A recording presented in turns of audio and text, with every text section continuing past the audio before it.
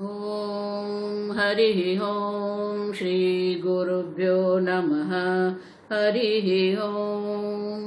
ॐ शन्नो मित्रं शं वरुणः शन्नो भवत्वर्यमा शन्न इन्द्रो बृहस्पतिः शन्नो विष्णुरुक्रमः। नमो ब्रह्मणे नमस्ते वायो त्वमेव प्रत्यक्षं ब्रह्मासि त्वमेव प्रत्यक्षं ब्रह्म वदिष्यामि ऋतं वदिष्यामि सत्यं वदिष्यामि तन्मामवतु तद्वक्तारमवतु अवतु माम् अवतु वक्तारम्। ॐ शान्ति शान्ति शान्तिः। ॐ सहनाववतु सहनौ भुनक्तु सह वीर्यं करवावहै तेजस्विनावधीतमस्तु मा विद्विषावहै। ॐ शान्ति शान्ति शान्तिः। सदाशिवसमारम्भां शङ्कराचार्यमध्यमाम् अस्मदाचार्यपर्यन्तां वन्दे गुरुपरम्परां। श्रुतिस्मृतिपुराणानाम् आलयं करुणालयं नमामि भगवत्पादं शङ्करं लोकशङ्करं शङ्करं शङ्कराचार्यं केशवं बादरायणं सूत्रभाष्यकृतौ वन्दे भगवन्तौ पुनः पुनः। ईश्वरो गुरुरात्मेति मूर्तिभेदविभागिने व्योमवद्व्याप्तदेहाय दक्षिणामूर्तये नमः। निधये सर्वविद्यानां विशदे भवरोगिणां गुरवे सर्वलोकानां दक्षिणामूर्तये नमः। ॐ नमः प्रणवार्थाय शुद्धज्ञानैकमूर्तये निर्मलाय प्रशान्ताय दक्षिणामूर्तये नमः। मंगलाचरण। ॐ नमः श्रीशङ्करानन्द गुरुपादाम्बुजन्मने। ॐ नमः श्रीशङ्करानन्द गुरुपादाम्बुजन्मने। सविलासमहामोहग्राहग्रासैककर्मणे सविलासमहामोहग्राहग्रासैककर्मणे।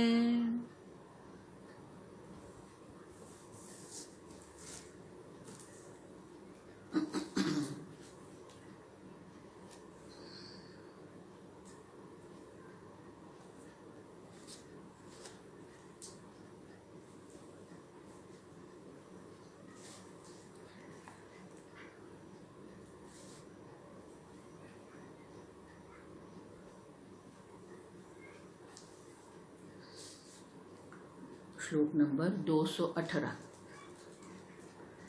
उत्तमाधमभावश्चेत् तेषां स्यादस्तु तेन किम् तेषां स्यादस्तु तेन किम् स्वप्नस्थराज्यभिक्षाभ्यां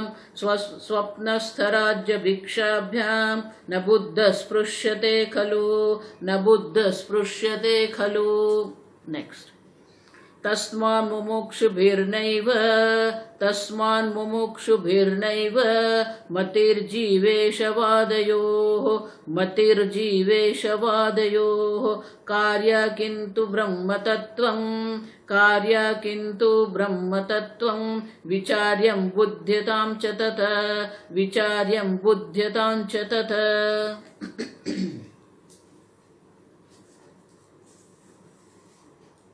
विद्यायण मुनि बहुत सुंदर बात हमें दर्शाते हैं। उत्तम अधमश्च भाव तेषां स्यात् तेन किम्। अब देख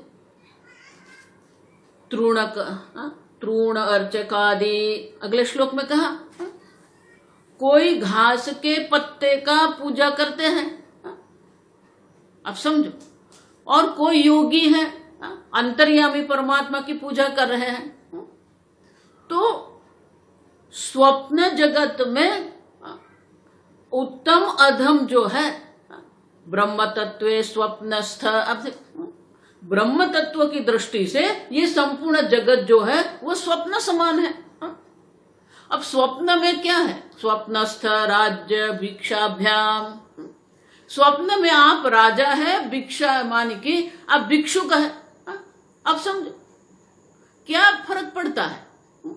उसी प्रकार से ये जगत में कोई किसी कौन से भगवान की पूजा करते हैं, मेरे भगवान उत्तम है, आपके भगवान अधम है। आप देखो, तेन किन स्याद। आप समझो, हमें जो करना है वो ब्रह्म तत्व का ज्ञान है। क्यों? ब्रह्म मोक्षस्तु ब्रह्म ज्ञान आदेव, आगे देख के गए हम। मनुष्य जीवन का लक्ष्य तो मोक्ष है, और मोक्ष की प्राप्ति जो है वो हमें मात्र और ब्रह्म ज्ञान से ही होगी। तो हमारे जीवन का लक्ष्य जो है पुरुषार्थ मोक्ष है, लक्ष्य मोक्ष है। लेकिन वो लक्ष्य की प्राप्ति के लिए ब्रह्म ज्ञान जो है वो साधन है। और इसलिए विद्यारण्य मुनि कहते हैं कि जो साधन है जिससे हमें मोक्ष की प्राप्ति होती है, उनके लिए हमें प्रयास करना चाहिए। ये उत्तम है, अधम है, उनके चर्चा में न विवादाम है, आगे कह के गए। उन लोगों के साथ कभी भी विवाद नहीं करना है हमें। भगवान स्वयं कहते हैं, जो जो रूप में आप मेरी पूजा करते हैं उसी रूप में, उसी सामर्थ्य के अनुसार मैं आपको फल देता हूं। अब समझ। लेकिन स्वप्न की दृष्टि से देखते हैं तो स्वप्न में कोई राजा है, कोई भिक्षुक है, लेकिन जागने के बाद क्या है? कुछ भी नहीं है। अब समझो। और इसलिए कहते हैं कि मुमुक्षु भी, अगले श्लोक में कहते हैं मुमुक्षु भी नैव मति जीव ईशवादयो। नैयायिक वैशेषिक सांख्य लोग जो है, उनके लिए जीव की जो है वो जीव की जो व्याख्या करें वो भी भ्रांति है। आप समझे। और ईश्वर के लिए भी योग तक, योगी तक जो लोग ईश्वर की व्याख्या कर रहे हैं वो भी भ्रांति मात्र ही है। जितने भी दर्शन शास्त्र वाले हैं वो जो जीव की व्याख्या करते हैं या ईश्वर की जो व्याख्या करते हैं, ईश्वर के जो लक्षण दर्शाते हैं, वो सब भ्रांति मात्र है। आप समझो। और इसलिए कहते हैं उस विवाद में हमें पढ़ना नहीं है। तत्वनिष्ठान अनुमोदामहे वयम, हमें तो किसका अनुमोदन करना है? तत्वनिष्ठान, जो तत्वनिष्ठ महात्मा है, जो भक्ति परायण है, जो शास्त्र परायण महात्मा है, उनका अनुमोदन करना है, उनका अनुसरण हमें करना है। ये बाकी की खटपट में हमें नहीं पड़ना है। आप समझो। बहुत सारे लोग होते हैं, बहुत सारे मेरे पास भी आते, स्वामी जी वो कृष्ण की पूजा करते हैं, हम शिव की करते। अरे आपको जिसकी पूजा करना है आप करो, लेकिन उनके बड़े हैं और मेरे छोटे हैं ऐसा नहीं है। आप समझो। हमारे भगवान ही श्रेष्ठ है। अब देखो स्वप्न जगत में क्या है क्या नहीं है उनका कोई महत्व ही नहीं है। आप समझो। तो ये ब्रह्म तत्व स्वप्नवत, ब्रह्म तत्व की दृष्टि से ये जगत तो स्वप्न मात्र है। देखो इसलिए भगवान आरंभ में ही कह के गए, असतः भावः न विद्यते। आप समझो।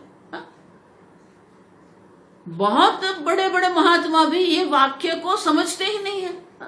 जो असत है, जो विकारी है, जो परिवर्तनशील है, उनका भाव, उनका अस्तित्व है ही नहीं। आप भगवान ये नहीं कहते कि उनको दूर करना है ही नहीं। आप समझो।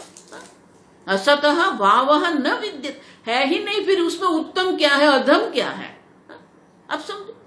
और इसलिए विद्यारण्य मुनि कहते हैं कि इस खटपट में हमें पड़ना नहीं है। आपको जो भगवान अच्छे लगे आप करते रहो। दूसरे किस भगवान की पूजा करते हैं, क्यों करते हैं, कैसे करते हैं, उनके खटपट में हमें नहीं पड़ना है। तो हमें क्या करना है? जो मुमुक्षु है, जो साधक है, जो भक्त है, उनको क्या करना है? मुमुक्षु भी तस्मात् मुमुक्षु भी नैव मतिर् जीव ईशवादयो मति, उसमें हमारी बुद्धि लड़ाने की हमें आवश्यकता नहीं है। जीव और ईश्वर के बारे में जो वाद विवाद हो रहे हैं उनकी खटपट में हमें नहीं पड़ना है, नहीं, कभी भी नहीं पड़ना है। कार्य किंतु ब्रह्म तत्व विचार्य, कार्य, फिर मुमुक्षु के कार्य क्या है, उनका कर्तव्य क्या है, ब्रह्म तत्व विचार्य, अथा तो ब्रह्म जिज्ञासा कर्तव्य। शंकराचार्य जी कहते हैं ये कर्तव्य शब्द जो अध्याहार है, आप समझो। देखो इसीलिए गुजरात में पहले जो हम लोग पढ़ते थे, बचपन से ही ये हमें संस्कार देते थे, पूजा करना है, पाठ करना है, प्रणाम करना है। अब भजन भी उसी प्रकार से चलते थे। मने कहो ने परमेश्वर केवा हसे, क्या रहता हसे, शू करता हसे। मुझे कहो ये परमात्मा कहाँ रहते हैं, क्या करते हैं। अब देखो वो कौन है। तो बचपन से ही ये परमात्मा का चिंतन हमें करना है, ब्रह्म चिंतन हमें करना है, तत्व चिंतन हमें करना है। कौन उत्तम है, कौन अधम है, आप सब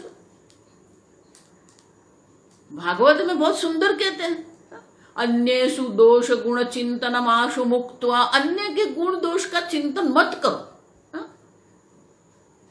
देखो आपके मन में अगर आपको शांति का अनुभव करना है ना, तो आपके जीवन में आपकी बुद्धि में से ये दो शब्द निकाल दो। किसी को भी ये दो शब्द से लेबलिंग करने की आवश्यकता ही नहीं है, आप समझो।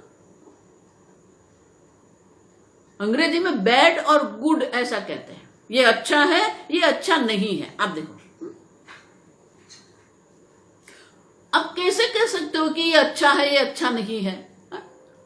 आप तो ये गलत है, आप कौन है गलत कहने वाले। आप समझो, किसी को गलत कहना, किसी को बुरा कहना, किसी को अच्छा कहना, ये व्यक्तिगत है।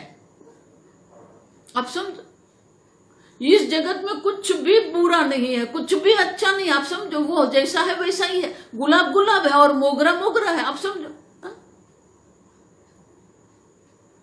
आपको मोगरा पसंद है वो अलग बात है, वो आपका राग है। लेकिन आप ऐसा नहीं कह सकते गुलाब से मोगरा अच्छा है, नहीं। ये अच्छे बुरे जो हम करते रहते हैं ना, हमारा दिमाग उसी से चलता रहता है। किसी ने हमें मदद की, किसी ने हमें सहायता की, वो बहुत अच्छे हैं। और हम जब कोई कारण सर हम उसके पास गए सहायता के लिए और मना कर दिया। अब इतनी बार सहाय किया है, एक बार उसने मना कर दिया, वो बुरा बन गया। अब देखो क्यों। ये अच्छे बुरे में कभी मत पड़ना, आप समझो। ये जगत में कुछ अच्छा भी नहीं है, कुछ बुरा भी नहीं है, जो जैसा है वैसा ही है। आकाश आकाश है, सूर्य सूर्य है, चंद्र चंद्र है। अब देखो हम लोग, हमारे आधी बात जो होती है ना, ये अच्छे बुरे की होती है। अब समझो, आजकल भी ये कोरोना जो चल रहा है, जो महामारी हम चल रही है, उसमें भी हम लोग क्या करते हैं। अब देखो मीडिया वाले भी क्या करते हैं, ये अच्छा ये बुरा है, ये इतने ये गलत किया, उसने वो गलत किया। अभी तू कौन है बोलने वाला। अब समझो, आप वो परिस्थिति में बैठ के फिर बोलो। देखो मेरे पिताजी थे, वो क्रिकेट बहुत शौकीन थे और फिर क्रिकेट देखते थे हम लोग टीवी पर। तो हम सबको शौक था, तो हम बैठे देखते थे। अब उस वक्त तो सुनील गावस्कर था, वो तो कपिल देव था, रवि शास्त्री थे, अब और सब थे।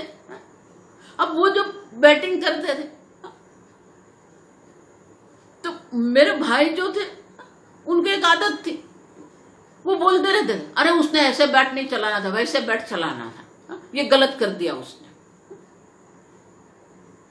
फिर कभी मैं भी बोलती थी, तो उसने कैच छोड़ दिया, देखो वो कैच पकड़ा नहीं उसने। तो फिर हमारे एक दिन पिताजी ने हमें बहुत सुंदर बताया कि वो जहां खड़ा है, आप वहां करो, खड़े रहो, और उसके सामने जो बॉल आ रहा है उसके पास तो 5-10 सेकंड ही होती है। अब 5-10 सेकंड में उसे निर्णय करना है कि बैट को कैसे चलाना है। तो उनके स्थान पर बैठ के अगर हम देखते हैं तो हमें पता चलता है कि वो गलत नहीं है, वो ठीक ही है। उसने जो किया, भले वो आउट हो गया, भले कैच कर दिया, भले एलबीडब्ल्यू हो गया वो। अब समझो, तो पिताजी हमेशा कहते थे कि उसकी तरफ पैड पहन लो, बैट हाथ में रखो, करो। अब देखो, हम कौन है किसी को गलत सिद्ध करने के? हम कौन है किसी को अच्छा सिद्ध करने वाले?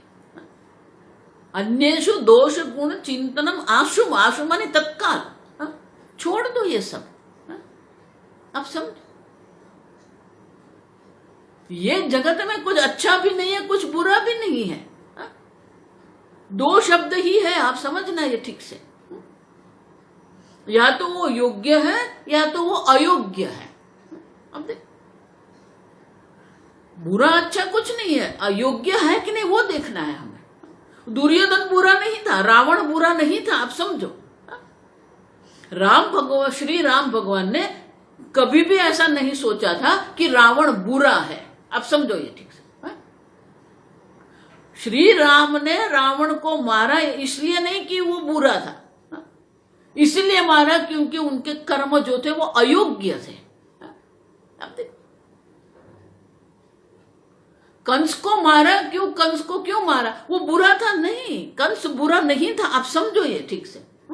देखो, बच्चों को भी हम यही सिखाते हैं, ये अच्छा है, ये बुरा है, उसके साथ बात करना, उसके साथ बात नहीं करना, ये बहुत बुरा लड़का है। आप देखो, हमें भी बचपन से यही सिखाया है। अब समझो, और इसीलिए जिसको हम बुरा कहते हैं वहां दोष दृष्टि करते हैं, जहां हम अच्छे कहते हैं वहां गुण दृष्टि करते हैं। महाराज श्री के भी जो गुरु उड़िया बाबा थे, परिपूर्णानंद, वो पूर्णानंद जी महाराज हमेशा कहते थे, निंदो मत सराहना पड़ेगा, सराहो मत निंदना पड़ेगा। अब देखो, किसी की भी ज्यादा प्रशंसा करने की आवश्यकता नहीं है। एक अनुभव आपको ऐसा हो जाएगा कि आप उसकी निंदा करने लगेंगे। आप जिसकी निंदा कर रहे हैं उनके ऐसे एक गुण आपको दिख जाएंगे कि आप उनकी प्रशंसा करेंगे। आप समझो, और इसलिए विद्यारण्य मुनि कहते हैं कि ये जीव और ईश्वर के विवाद में मत पड़ो। इनके ये अच्छा है, ये बुरा है, ये ईश्वर जो है, हमारा ईश्वर है वो श्रेष्ठ है, आपके ईश्वर श्रेष्ठ नहीं है, ये खटपट में मत पड़ो। आप देखो, मुमुक्षु भी नैव वादयो मति ही, योग्य और अयोग्य देखना है। आपके कर्म योग्य है कि नहीं, आपका भोजन योग्य है कि नहीं। देखो, पूज्य स्वामी जी जब कैंप करते थे अमेरिका आश्रम में, तो स्वामी जी जब बैठते थे सत्संग में, और ऐसे ही कुछ मुलाकात के लिए बैठते थे, लोग आके सत्संग करते थे, प्रश्न करते थे, तो वेदांत के वर्ग के सिवा भी स्वामी जी बाहर बैठते थे,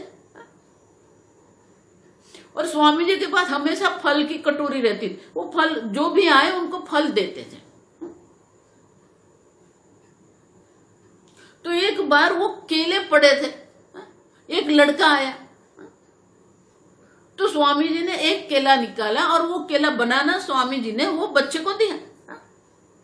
बच्चे ने प्रणाम किया, उनके माता पिता ने भी प्रणाम किया। तो बच्चे आगे था, तो पहले जो था वो पहले वो बच्चे को दिया स्वामी जी ने। अब जैसे ही केला स्वामी जी के हाथ में देखा, अब समझो, तो वो बच्चा तुरंत ही बोल दिया, आई हेट बनाना। अब देखो, अब इतना छोटा 6-7 वर्ष का है आयु उनकी। अब देखो, आई हेट बनाना।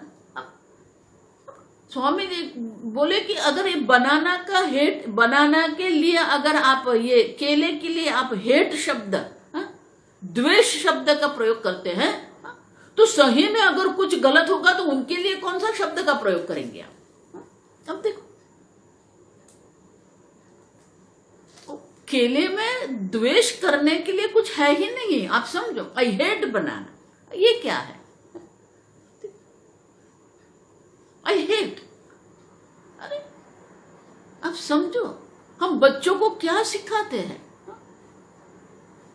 एक केले के लिए भी आप हेट, तिरस्कार का शब्द प्रयोग करते हो।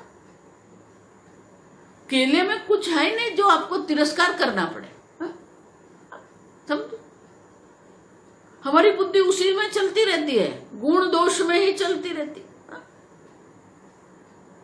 अब समझो, और इसलिए विद्यारण्य मुनि कहते हैं इस खटपट में मत पड़ो। जीव कौन है, ईश्वर कौन, ये वाद विवाद में आप मत पड़ो। जिसको जो करना है करो। अब देखो, सन्यासी के लिए तो नियम ही है, आगते स्वागतम कुर्यात्। कोई आते हैं तो उसका स्वागत करो, बैठा सत्संग करो। गच्छन्तम न निवारयेत्, जो जा रहा है उनको अटकाने की, वापस बुलाने की आवश्यकता नहीं। वो जा रहे तो जाने दो उसको। आप सब चेन्नई में जो स्वामी परमार्थानंद जी, वो हमेशा कहते हैं सन्यासी का जीवन जो है वो पब्लिक गार्डन जैसा होता है। क्यों? पब्लिक गार्डन में कोई भी आ सकता है और कोई भी निकल सकता है। अब लेकिन ये अच्छा है, ये बुरा है, ये निर्णय करने का काम हमारा नहीं है। आप समझो। और अगर तत्व की दृष्टि से देखते हैं, असतः भावः न विद्यते, है ही नहीं, आप किसको अच्छा और बुरा कहेंगे? अब समझो। और इसलिए विद्यारण्य मुनि कहते हैं जीवैषयो मति ही जीवैष विवादयो मति ही नैव। अब उनके बारे में जीव क्या कौन है, ईश्वर कौन है, उसके विवाद में आप मत पड़ो। न विवादामः, आगे कह के गए। आप समझो। तो हमें करना क्या है? कार्या तु ब्रह्म तत्वम विचार्य। तो हमारे लिए कार्य क्या है? ब्रह्म तत्व का चिंतन करना, ईश्वर चिंतन करना, नारायण का चिंतन करना। देखो, इसीलिए जो लोग वेदांत नहीं पढ़ सकते हैं, जिनको वेदांत थोड़ा कठिन लगता है, उनके लिए भगवत गीता है, महाभारत है, रामायण है। अगर वो भी नहीं उनको ये समझ में आता तो उनके लिए पुराण है, विष्णु पुराण है, गणेश पुराण है, देवी भागवत है, श्रीमद् भागवत है। आप समझो। ये न के न प्रकार, किसी भी प्रकार से आप ईश्वर चिंतन करो। आप पुराण का पाठ करो, कुछ भी करो, लेकिन ईश्वर चिंतन करते रहो आप समझो। और इसलिए कहते हैं कि ये विवाद में पड़ना हमारा काम नहीं है। और इसलिए आगे कहते हैं विचार्य बुद्ध्यताम च तत्। ब्रह्म तत्व का विचार आप करो, ब्रह्म तत्व का विचार करके बुद्ध्यताम च तत्। बुद्धिता मानी उनको अच्छी तरह आप समझ लो ब्रह्म क्या है, ईश्वर का लक्षण क्या, ईश्वर कौन है, जीव कौन है, आप ठीक से समझो। ये सबको समझना वो हमारा काम है। ये ऊंच नीच करना, उत्तम अधम करना, ये हमारा काम नहीं है। और इसीलिए जो हमारा कार्य है वो तो क्या है? देखो, भगवान भी यही गीता में कहते हैं, मत चित्ता मद्गत प्राणा बोधयंत परस्परम मय्येव मनादस्तो मयि बुद्धिम निवेशय। अब देखो, मत कर्म कृत मत परमः मत भक्त मद्याजी। अब देखो, अब चिंतन ईश्वर का करो। जितना आप ईश्वर का चिंतन करते रहेंगे उतने ही आपके मन में शांति रहेगी। बाहर जो भी प्रसंग बनते हैं बनने दो, लेकिन उसको आप मन में मत लाइए। स्वामी जी उनके लिए बहुत सुंदर शब्द है, इंटरनलाइज। अब सब वस्तु हम हमारे मन में ले लेते हैं, मन में ऐसा भर के रखते हैं, हम फिर उसी की चर्चा करते रहते हैं। अब समझो, जो हो गया वो हो गया, लेकिन उनकी चर्चा करने की आवश्यकता नहीं है। लेकिन हम उसी पर चढ़ते रहते हैं, उसी की चर्चा करते रहते हैं, और उसी में हमारे मन को क्या करते हैं, विक्षिप्त करते, विचलित करते। कई लोग मैंने देखे हैं, वो लोग ये सब बात करते हैं, कुछ प्रतिकूल परिस्थिति आई उनके जीवन में और उनके लिए वो लोग दुखी थे, लेकिन फिर उसी को वो क्या बार बार वही बात कर, जो आया उसको वही बात करते रहते हैं। जो हो गया वो हो गया, उसको तो आप बदल नहीं सकते हैं, छोड़ दो उसको। आप सुन, इसलिए भगवान भी बहुत सुंदर गीता में कहते हैं, स्पर्शान कृत्वा बहिर्बाह्यान, जो बाहर है उसे बाहर रखो आप। लेकिन हम बाहर नहीं रख सकते, सबको अंदर ले देते। और इसलिए विद्यारण्य कहते हैं कि ये सब वाद विवाद में आप मत पड़ो, आपकी बुद्धि जो है उसमें लड़ाने की आवश्यकता नहीं है आपको। जो जैसा है उसे छोड़ दो, लेकिन हम सब अंदर लेके बैठते हैं, फिर उसी की चर्चा करते हैं। बहुत सारे ऐसे लोग को मैं जानती हूँ, 5 वर्ष पहला जो हुआ है उसी को वो याद करते हैं और दुखी होते रहते हैं। अब जो हो गया उसको तो हम बदल नहीं सकते, आप सब, जो हो गया सो हो गया, आप समझो। कुछ अच्छा नहीं है, कुछ बुरा भी नहीं है, योग्य अयोग्य हो सकता है, आवश्यक अनावश्यक हो सकता है, आप समझो। देखो, अर्जुन ने ये सोच लिया कि ये युद्ध आवश्यक नहीं है, तो भगवान ने कहा नहीं, युद्ध आवश्यक है, ये धर्म युद्ध है और आपके लिए ये धर्म युद्ध आवश्यक है। उनको लगा ये आवश्यक नहीं है, नयोत्सयति गोविंद। और भगवान ने कहा नहीं, आवश्यक है, योग्य है, भले ही हिंसा है, लेकिन ये धर्म युद्ध आवश्यक है। अर्जुन, मैं हमेशा सबको कहती हूं, भोग है, आप भोजन भी करते हो, आप कपड़े भी लेते हो, कुछ भी करो, आप इतना ही देखो ये मेरे लिए आवश्यक है कि नहीं। आवश्यक है तो करो, आवश्यक है तो ले लो, नहीं आवश्यक है तो छोड़ दो उसको। लेकिन हम छोड़ नहीं सकते, पकड़ के रखते हैं, अंदर इतना हम भर के रखते हैं। अब देखो, इतना हमने मन में भर के रखा है, तो फिर हमारा मन ये सबसे मुक्त नहीं है। और हमारा मन अगर मुक्त नहीं है तो हम ब्रह्म चिंतन करेंगे कैसे? मन मना भव मद्याजी माम नमस्कुरु। अब देखो, हमारा मन को खाली करना पड़ेगा हमें। इसीलिए भगवान कहते हैं कि जो बाहर है उसे बाहर रखो, छोड़ दो उसको बाहर, उसको अंदर लेने की आवश्यकता नहीं है। देखो, बहुत सुंदर एक कथा है। एक गुरु जी थे, उनके 2 शिष्य थे, और वो जंगल में छोटी सी झोपड़ी बना के रहते थे। उनकी एक अपनी झोपड़ी थी, दोनों शिष्य की अपनी अपनी एक थी, और आराम से रहते थे, शास्त्र चिंतन करते थे, संध्या वंदना कराते थे, सब करते थे। और भोजन की खटपट में उनको पढ़ना नहीं था, इसलिए दोनों शिष्य को वो क्या करते थे, बोले आप गांव में जाओ, गांव में 5 घर से भिक्षा मांग के आप ले आओ। तो वो दोनों जाते थे, और दोनों भिक्षा लेके जो आते थे वो गुरुजी को देते थे, गुरुजी को अर्पण करते थे। गुरुजी को जितना आवश्यक था उतना भोजन वो लेते थे, बाकी ना ये बच्चों को देते थे, और बच्चों आराम से भोजन करते थे। वो ऐसा आराम से चलते थे, शाम को फल फूल थोड़ा खा लेते थे। अब एक दिन क्या हुआ कि दोनों आ रहे थे, भिक्षा लेके वो दोनों आ रहे थे। अब वो जो आश्रम जो था नदी किनारे पर था, तो दोनों जो शिष्य जो थे, दोनों बच्चों जो थे, वो दोनों ये नदी किनारे पर ही जा रहे थे, रास्ता वहीं से था। अब गांव से एक बहन, एक स्त्री, वो कपड़े धोने के लिए वो नदी किनारे पर आई थी।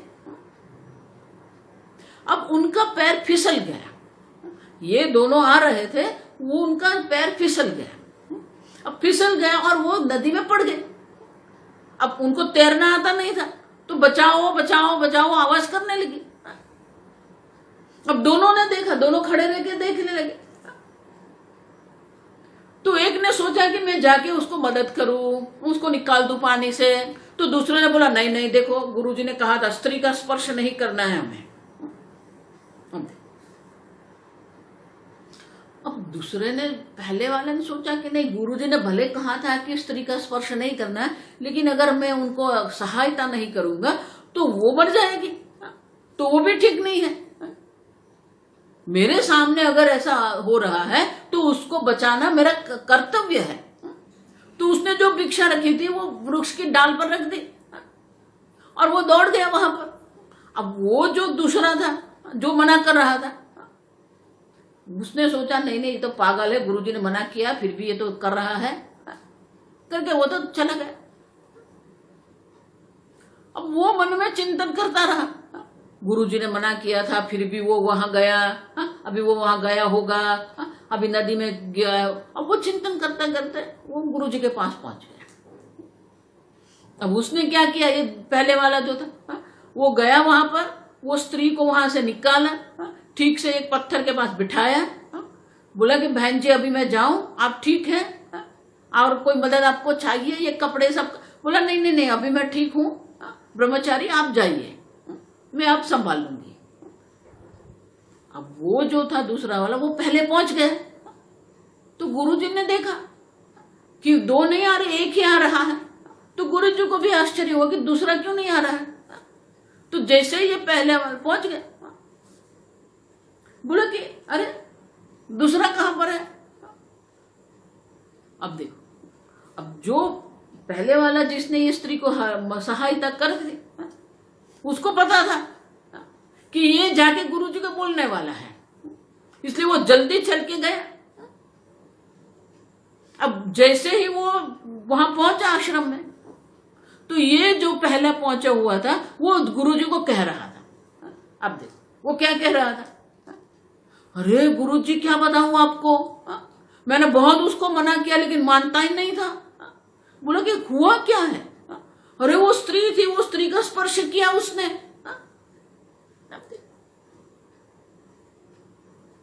वो स्त्री वो पानी में गिर गई थी। मैंने कहा कि गुरुजी ने स्त्री को स्पर्श मना किया है, लेकिन फिर भी वो तो वहां गया स्त्री को हेल्प करने के लिए।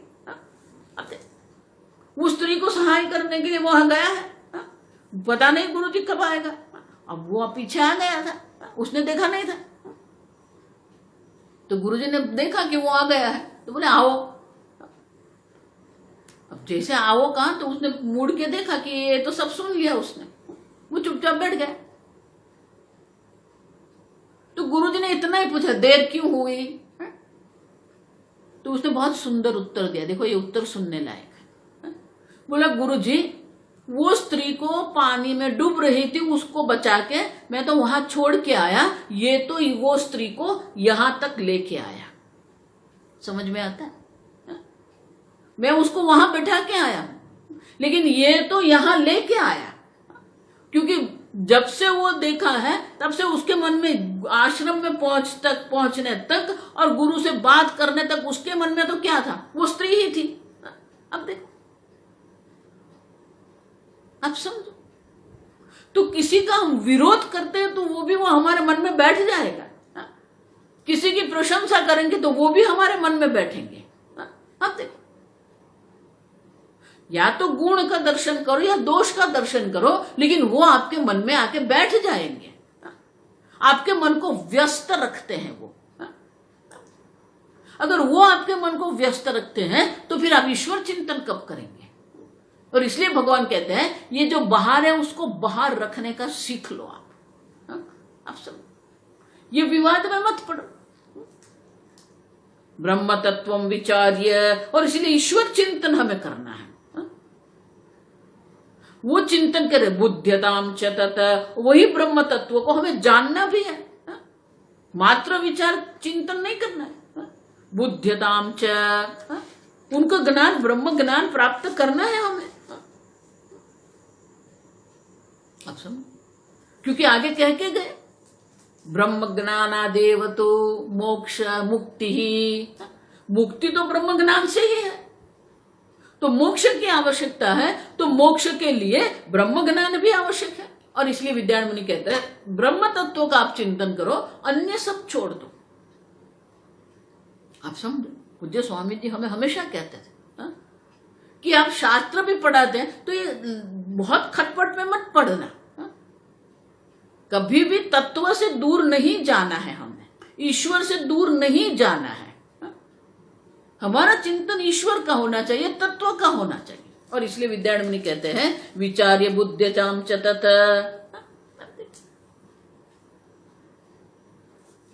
ब्रह्म तत्व का ही चिंतन करना है।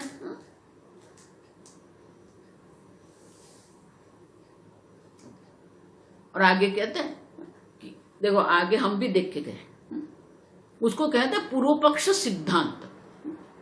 शास्त्र का जो मत है उसे सिद्धांत कहते हैं, और शास्त्र विरोधी जो है उसको पूर्व पक्ष हम कहते हैं। पूर्व पक्षी माने कि वो विरोधी है। तो वो चिंतन तो हम भी करते हैं, लेकिन वो चिंतन हम किसके लिए करते हैं? हमारा जो चिंतन है वो योग्य है। अगर इस प्रकार से हमारे मन में, देखो ये पूर्व पक्ष जो होते हैं ना, वो बाहर नहीं है, वो भी आपके मन में ही है। सांख्य भी आपके मन में है, आप समझना। आप ही आत्मा को अनेक मान के चल रहे हैं, आप ही आत्मा को एक पदार्थ मान के चलते हैं। कई लोग मुझे पूछते हैं स्वामी जी ये आत्मा आत्मा आप करते हैं, आत्मा क्या है? अब क्या बोलूं? अरे तू स्वयं है आत्मा। नहीं नहीं, मैं तो मनीष हूं। मनीष तो ये देह है। अब देखो, देहात्म बुद्धि इतनी दृढ़ हो गई है हमारी कि जब हम सच्चिदानंद ब्रह्म की बात करते हैं, आत्म तत्व की बात करते हैं, तो उसको ऐसा लग रहा है किसी और की बात हो रही है। अब समझो, आप कौन है? आत्मा मानी आप स्वयं। आपका जो मैं जो आप कह रहे हैं वही आत्मा है, लेकिन नहीं जानते, उनका चिंतन नहीं है हमारे पास। तो उनका चिंतन करने के लिए और उनका योग्य ज्ञान प्राप्त करने के लिए शास्त्र हमें पूर्व पक्ष सिद्धांत करते हैं। देखो, भगवान भी दोनों प्रकार से चलते हैं।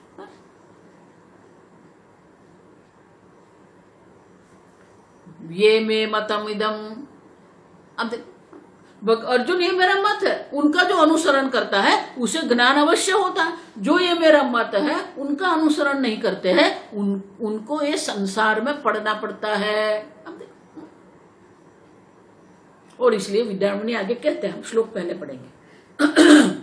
पूर्व पक्षतया तौ चेत, पूर्व पक्षतया तौ चेत तत्वनिश्चय हेतुताम, तत्वनिश्चय हेतुताम प्राप्नुतोस्तु निमज्जस्व, प्राप्नुतोस्तु निमज्जस्व, तयोर्नैतावतावशः, तयोर्नैतावतावशः।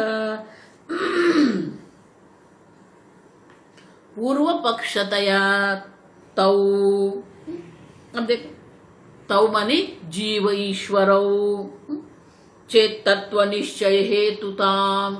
शास्त्र जो पूर्व पक्ष सिद्धांत की बात करते हैं, हमारे शास्त्र अध्ययन में जो पूर्व पक्ष सिद्धांत जो आते हैं उनके वो क्यों है? पूर्व पक्षतया, पूर्व पक्ष के द्वारा ही उनके तत्व का निश्चय हम ठीक से कर सकते हैं। तो तत्व के निश्चय के हेतु से ही हम पूर्व पक्ष की चर्चा करते हैं। माने पूर्व पक्ष के द्वारा हम किसी को बुरा या अच्छा नहीं सिद्ध करते हैं, हम किसी को योग्य अयोग्य सिद्ध नहीं करते हैं। पूर्व पक्ष के द्वारा हम निश्चय तो तत्व का ही करते हैं।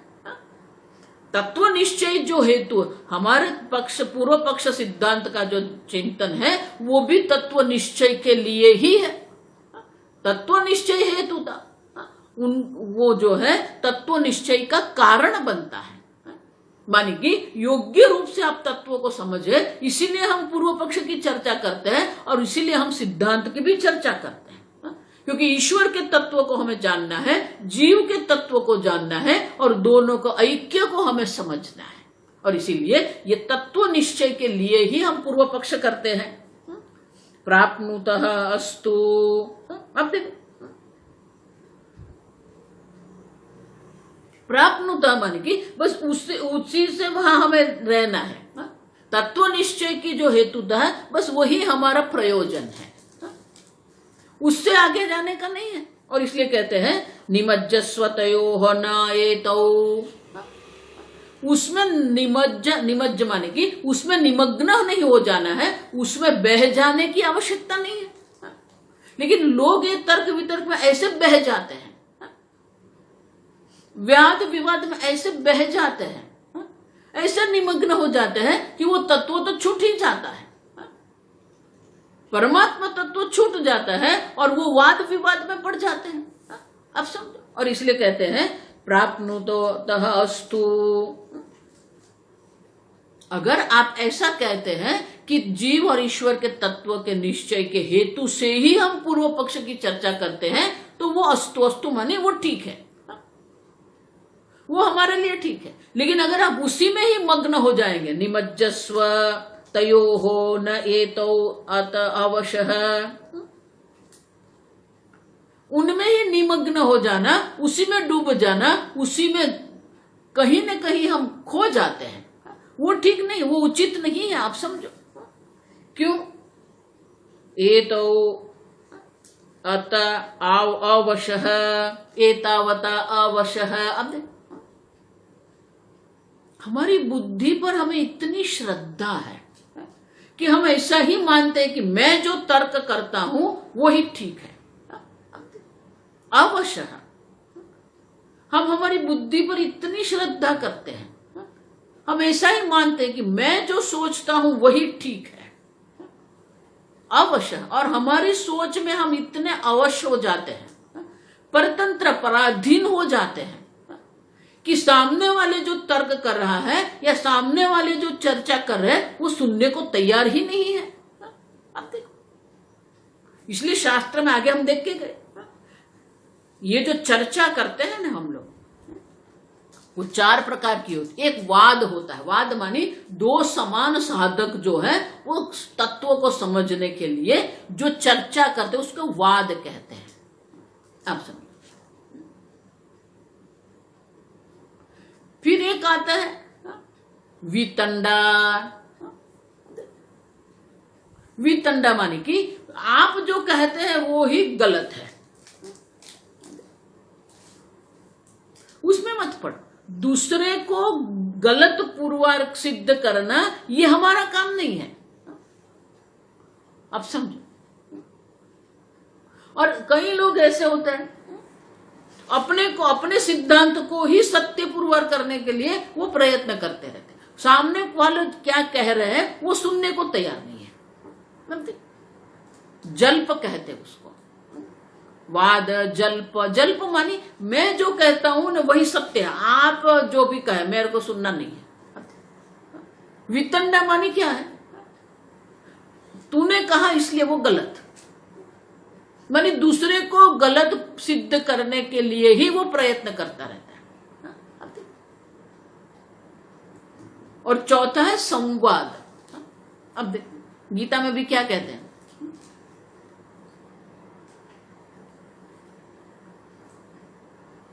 श्री कृष्ण अर्जुनयोः संवाद। अब देखो, संवाद माने कि गुरु के पास बैठ के शिष्य जो श्रवण करते उसे संवाद कहते हैं। और अर्जुन जो है वो शिष्य है, वो प्रश्न पूछता है और भगवान उपदेश करते हैं। आप समझ। और इसलिए कहते हैं कि अवश्य ये जल्प, ये वितंडा जो है ना वो अवश्य माने कि अपनी बुद्धि पर इतना विश्वास होता है उसको कि वो दूसरे को सुनने को तैयार नहीं है। अब देखो, और इसलिए कहते हैं कि आप इतने अवश्य मत हो जाइए, अपने तर्क वितर्क में, वाद विवाद में इतने मग्न नहीं हो जाइए कि आप फिर जो सत्य है, जो तत्व है, वो आप नहीं देख सकते। आप समझो, आवश्यकता नहीं है उसी में डूब जाना, उसी में निमग्न हो जाना, उसी में पड़े रहना। बहुत सारे लोग को मैं जानती हूँ, उसे तर्क वितर्क में ही आनंद आता है। तत्व निश्चय हुआ नहीं, तत्व निश्चय करना ये नहीं, हमें तो तर्क वितर्क करना है, करो। इसलिए आगे के पंक्ति में क्या कहा, तत्व निश्चय हेतु तक। उनका हेतु क्या होना चाहिए, तत्व निश्चय उनका हेतु होना चाहिए। कौन गलत है और कौन गलत नहीं है ये नहीं है हमारा। किसी को गलत पुरवार करना ये आवश्यक नहीं है। देखो, इसलिए आरंभ में मैंने कहा कि किसी को अच्छा या बुरा हमें किसी को सिद्ध नहीं करना है। जो जो है छोड़ दो उसे। स्वामी जी हमेशा कहते कि बहुत सारा जो तर्क वितर्क करते हैं उससे दूर रहना चाहिए, क्योंकि वो हमारी बुद्धि को ही बिगाड़ रहा है, हमारे समय को व्यर्थ कर रहे हैं। वो तो तत्व चिंतन नहीं करता है, हमें भी नहीं करने देता। अब समझ। और इसीलिए तत्व निश्चय के हेतु से हम पूर्व पक्ष की चर्चा करते हैं, वो ठीक है, लेकिन उससे आगे जाके हम तर्क वितर्क में पड़ जाएंगे, जल्प और वितंडा में अगर हम पड़ गए तो वो ठीक नहीं है। आप समझो, आवश्यक जितना है उतना हम करेंगे, लेकिन इससे आगे नहीं जाना है। और इसलिए कहते हैं कि ये जो सब है, देखो शास्त्र में भी कहा है, आसुप्ते आमृते कालम नयेत वेदांत चिंतन। अब देखो, आप आपका काल, आपका समय कैसे व्यतीत करते हो। आसुप्ते आमृतम, आसुप्त, आसुप्त माने सो जाए तब तक, आमृतम मृत्यु पर्यंत क्या करते रहो। कालम नयेत वेदांत चिंतनम, वेदांत चिंतन में ही आप अपना समय व्यस्त करो। दद्यानावसरम किंचित कामादयनाम मनागपि। ये काम, क्रोध, लोभ, मोह, ये सबको, ये विषय, ये भोग, कभी भी उनको अवसर नहीं देना है हमें। मुमुक्षु के लिए ये आवश्यक नहीं है। दद्यान्न अवसरम किंचित कामादीना मनागपि, मन में उनको कोई अवसर देना ही नहीं है। उन चिंतन वही करना है।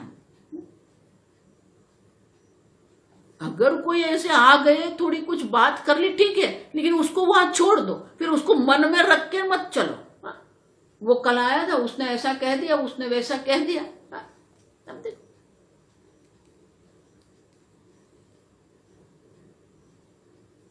एक भाई कथा सुनने गए,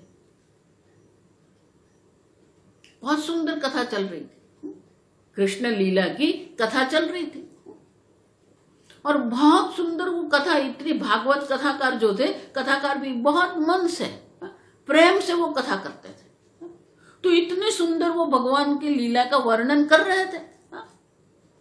और वो जो भाई जो कथा सुनने गए थे, वो भी इससे मग्न हो गए, बहुत आनंद आया ये भगवान की लीला का श्रवण करने में, उनको भी इतना आनंद आया।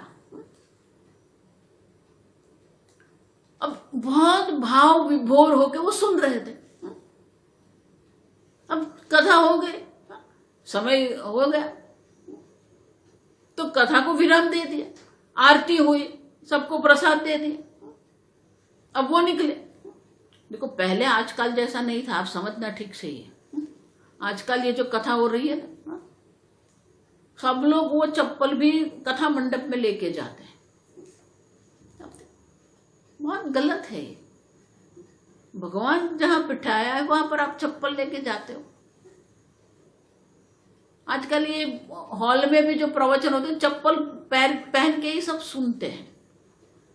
बच्चे लोग भी पढ़ते हैं बाजार, अब देखो स्कूल में, विद्यालय में, वो भी शूज, बाहर से आप आए हैं, बाहर की कितनी गंदगी होती है, वही आप वो क्लासरूम में ले जाते हैं। पता नहीं उसको क्या करना है, मैं तो अब बोल रही हूं, आपको जो करना है करते। तो पहले ऐसा नहीं था, सब लोग कथा मंडप के बाहर सब लोग अपने चप्पल रखते थे। अब तो व्यवस्था होती थी, वहां पर ही रख के जाते। देखो मंदिरों में भी व्यवस्था करते हैं, तो कथा वाले भी व्यवस्था कर सकते हैं, क्यों नहीं करते वो लोग। जितने मंदिर में हम लोग जाते हैं तो हम हमारे जो चप्पल है वो बाहर रख के जाते हैं। तो कथाकार इतने पैसे का, लाखों का ऐसा खर्च करते हैं, तो एक चप्पल रखने की व्यवस्था वो नहीं कर सकते वो क्या? अब समझो, तो चप्पल बाहर थी उनकी। अब इतने भाव विभोर हो गए, सब कथा श्रवण किया, बहुत खुश हो गए, बहुत प्रसन्न हो गए, अब बाहर निकले। अब वो चप्पल, अपनी चप्पल उनको याद था कि कहाँ निकाला है मैंने, वो गए वहां पर। अब जब वो वहां गए तो थोड़े संध्या समय हो गया था, तो थोड़ा अंधेरा जैसा था। अब समझो, तो वो चप्पल पहनने लगे। अब अंधेरे में उसे कुछ दिखाई नहीं दिया ठीक से, तो वो चप्पल पहन रहे थे।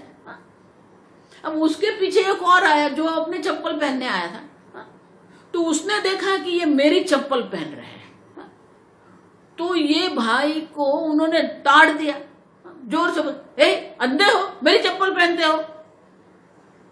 अब वो भाई को बेचारों को इतना एक आघात लग गया कि मुझे अंधा कह दिया। अरे ऐसा थोड़ा अंधेरा है इसलिए मुझे ठीक से दिखा नहीं, भाई मुझे दिख नहीं रहा था, इसलिए ये भूल हो गई मेरी।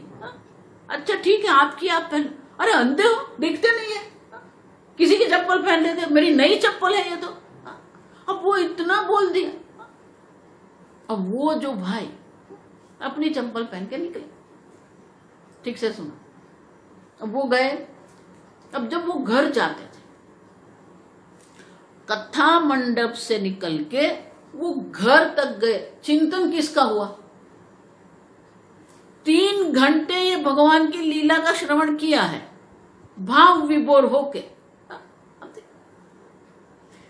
एक 2-3 वाक्य वो व्यक्ति ने बोल दिए। 3 घंटे सुना था, लेकिन 3 वाक्य वो व्यक्ति ने बोल दिए।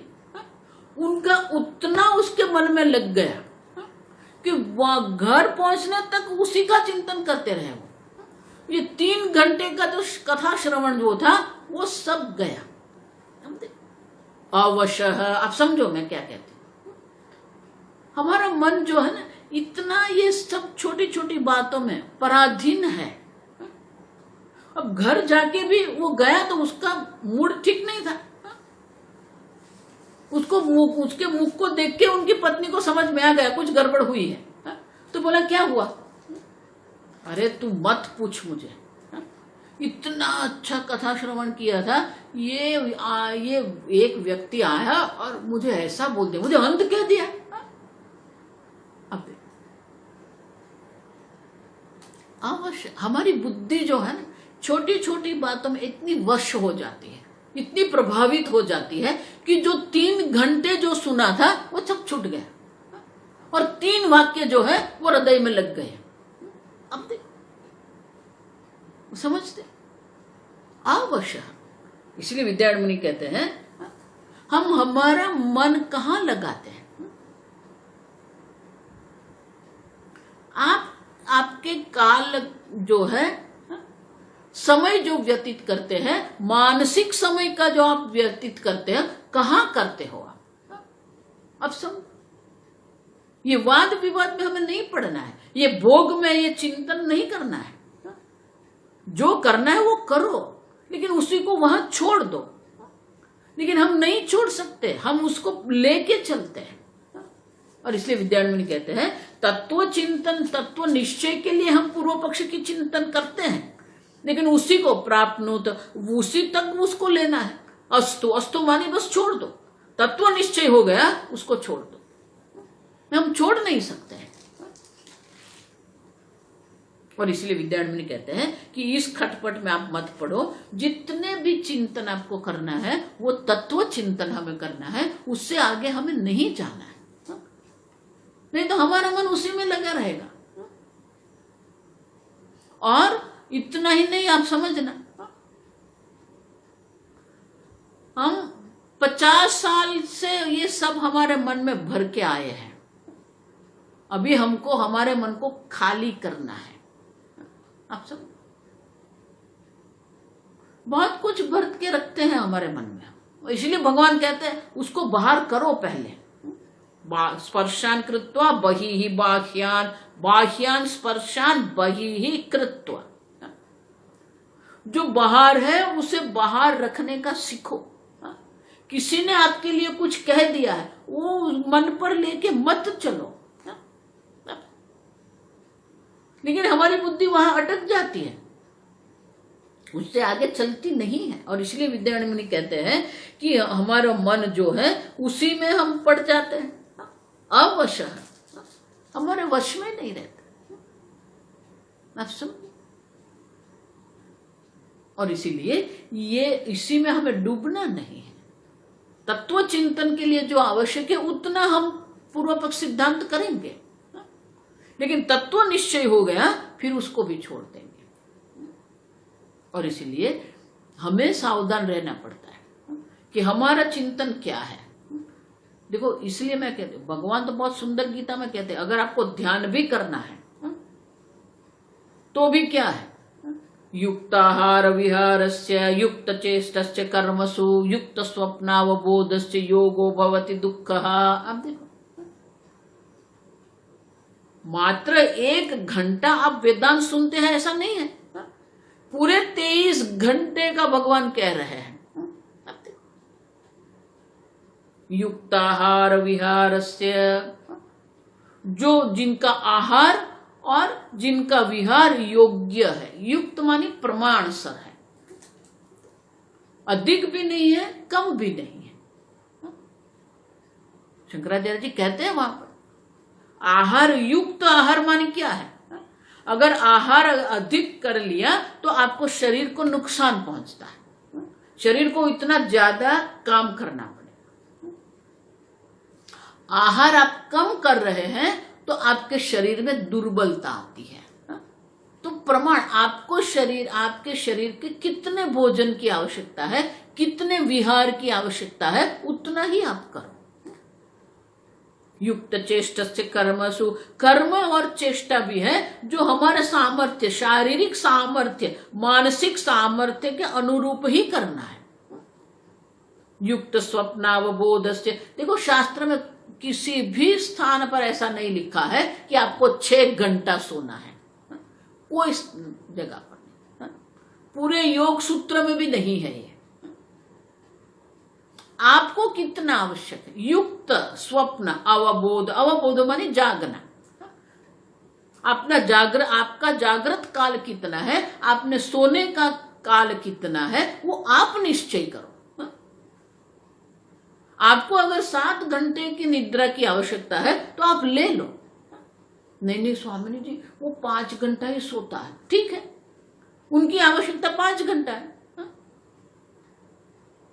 आप समझो, इस प्रकार से अगर आपका दैनिक जीवन है, युक्ताहार विहारस्य युक्त चेष्टस्य कर्मस्य युक्त स्वप्नावबोधस्य योगो भवति दुःखा, वो योग जो है आपके दुख की निवृत्ति करने वाला है।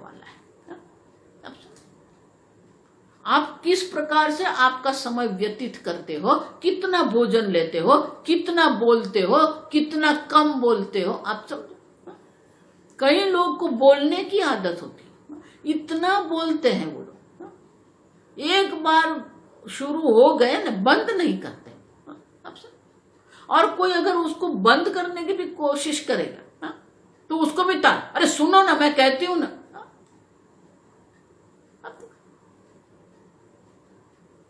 They can't stop themselves. वो अपने आप को कैसे बंद करना वो जानते नहीं है, बोलते रहते हैं। ये सब चेष्टा में, कर्म में आता है, आप समझो। और इसीलिए जितना आवश्यक है उतना ही करो। आवश्यक से ज्यादा विवाद भी नहीं करना है, आवश्यक से ज्यादा भोजन भी नहीं, कुछ भी। देखो इसलिए आगे मैंने कह दिया कि आवश्यक क्या है वो देखो आप। ये अच्छा है, ये बुरा है, ये गलत है, गलत नहीं है, इसमें आप मत पड़ो। आपके लिए जो आवश्यक है वो आप करते रहो और तत्व चिंतन करते रहो। आगे वो कहेंगे, कल देखेंगे।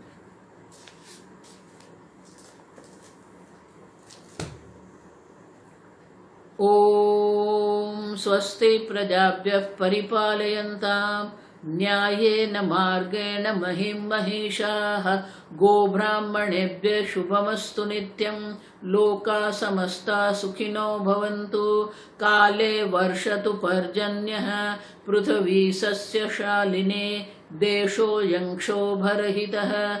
ब्राह्मणाः सन्तु निर्भयाः। ओम सर्वेषां स्वस्तिर्भवतु। सर्वेषां शान्तिर्भवतु। सर्वेषां पूर्णं भवतु। सर्वेषां मङ्गलं भवतु। सर्वे भवन्तु सुखिनः। सर्वे सन्तु निरामयाः। सर्वे भद्राणि पश्यन्तु। मा कश्चित् दुःखभाग् भवेत्। असतो मा सद्गमय। तमसो मा ज्योतिर्गमय। मृत्योर्मा अमृतंगमय। ओम पूर्णमदः पूर्णमिदं पूर्णात् पूर्णमुदच्यते। पूर्णस्य पूर्णमादाय पूर्णमेवावशिष्यते। ओम शांति शांति शांति। हरिः ओम। श्री गुरुभ्यो नमः। हरिः ओम।